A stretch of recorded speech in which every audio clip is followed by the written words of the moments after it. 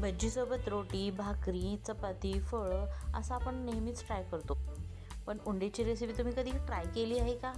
स्वागत आहे तुमचं माझ्या चॅनलमध्ये. आज आपण बनवणार आहोत ज्वारीचे आणि बाजरीचे उंडे. त्यासाठी आपल्याला एका टोपल्यात 2 वाटी बाजरीचं पीठ घ्यायचं आहे. त्याच्यात अगदी थोडंसं चिमूटभर मीठ टाकून आपल्याला छान पीठ मळून घ्यायचं आहे. आपण भाकरीसाठी कसं मळतो तसंच मळायचं आहे, पण अगदी छान अशी मालिश करून घ्यायची आहे. खूप छान असं जोर लावून त्याला मळून घ्यायचं आहे. पाहू शकतात, थोडं थोडं पाणी घेऊन आपल्याला छान असं मळून घ्यायचं आहे,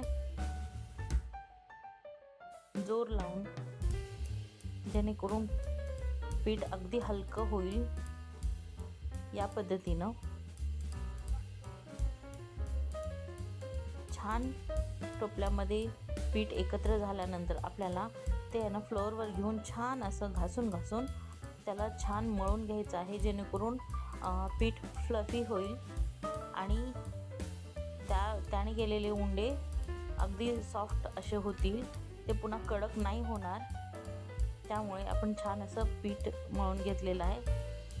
त्याच टोपल्यात आता मी थोडंसं ज्वारीचं पीठ पण घेतलेलं आहे. थोडंसं चिमूटभर मीठ घालून मी त्याही पिठाला मी छान असं मळून घेणार आहे. पाहू शकतात, अगदी हे ज्वारीचं पीठ ही छान मालिश करून छान त्याला जोर लावून मळून घ्यायचं आहे. एकीकडे मी एका भगोण्यात पाणी ठेवून घेतलं आहे वाफवण्यासाठी, आणि त्याला चाळणी लावून त्यावर थोडंसं तेल ग्रीस करून घेतलेलं आहे.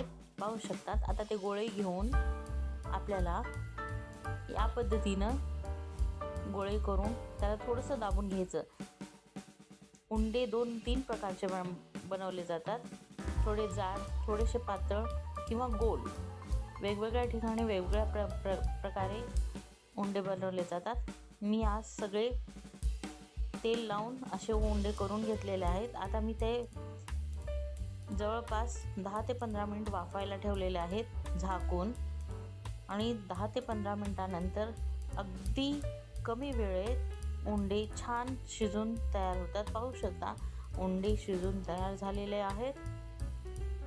उंडे तयार झालेत हे कसं ओळखायचं, तर त्याचा कलर आहे ना चेंज होऊन जातो आणि त्याला छान असा ग्लेज आलेला आहे. पाहू शकतात, आणि आपल्याला ते थोडंसं तोडून पाहायचं आहे. एखादा पीस घ्यायचा आणि तोडून पाहायचं. चिकट नाही लागलं म्हणजे पीठ लागलं नाही तर ते उंडे झालेले आहेत असे समजायचं. पाहू शकता, अगदी छान असं उंडे वाफून झालेले आहेत, आणि भज्जीसोबत हे उंडे अगदी अप्रतिम असे लागतात. नक्की ट्राय करा. पारंपरिक पद्धतीने केलेले ज्वारी आणि बाजरीच्या पिठाचे उंडे भज्जीसोबत अगदी छान जातात, आणि नक्की ट्राय करून पहा ही रेसिपी.